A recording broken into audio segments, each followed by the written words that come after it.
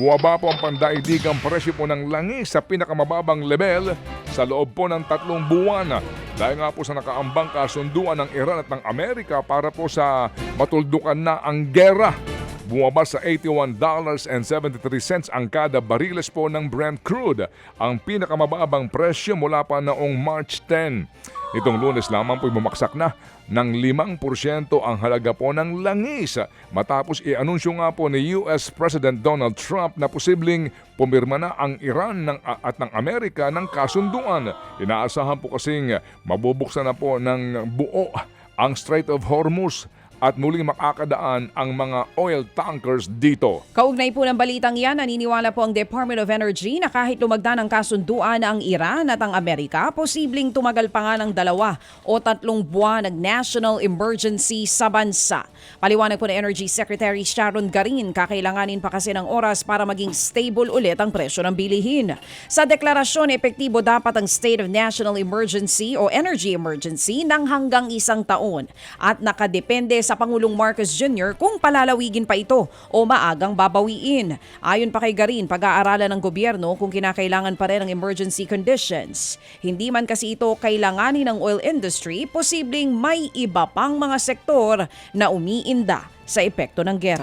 Meron po naman daw pautang ang Pag-ibig Fund para po sa mga miyembrong nangangailangan ng pera sa gitna po ng epekto ng gera sa gitnang silangan at taas nga po ng presyo ng bilihin. Sa ilalim po ng Special Assistance for Financial Emergencies o SAFE Loan, maaari pong humiram ang mga kwalipikadong miyembro ng hanggang 10,000 piso o hanggang 90% ng kanilang Pag-ibig regular savings, alinman po ang mas mababa. Ito ay merong interest rate na 5.95% per annum at maaari pong bayaran sa loob ng 2 o 3 taon. Pwede pa rin daw itong mag-avail ng mga miyembro na may mga balanse pa sa Pag-ibig Multi-Purpose Loan o Calamity Loan.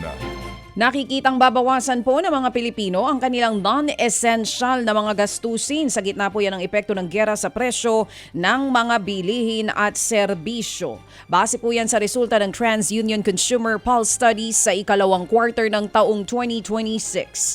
Bumaba po sa 26% ang mga nagsabing bukas pa rin silang gumastos sa pagkain, sa paglabas, sa pag-travel at maging sa entertainment. Mula po sa 30% na naitala sa unang 3 buwan ng taon. Bumaba rin sa 28% ang mga nagsabing plano nilang gumastos pa sa digital services.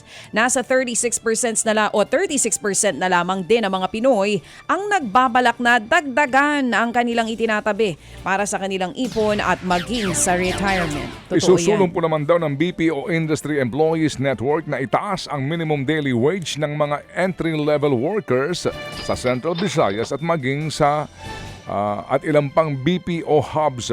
May inihahanda na rin pong petisyon ang kanilang hanay para itaas ang sa 1,200 piso ang arawang sweldo ng mga nasa entry level sa Central Visayas.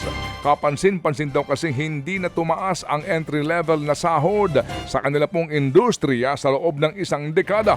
Meron pa rin daw kasing mga iniaalok na 15,000 na buwan ng sweldo sa kabila po ng pagtaas ng presyo ng bilihin sa nagdaampong mga taon.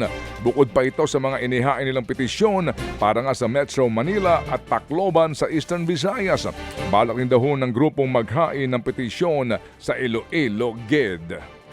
Mga kapatid, patuloy po kayong tumutok sa 105.9 True FM para sa totoong balita, impormasyon, music and entertainment. Mag-subscribe sa aming YouTube channel at podcast at sundan nyo kami sa Facebook, Instagram, X at TikTok sa True Network PH. Bisitahin din po ang aming official website, truefm.ph.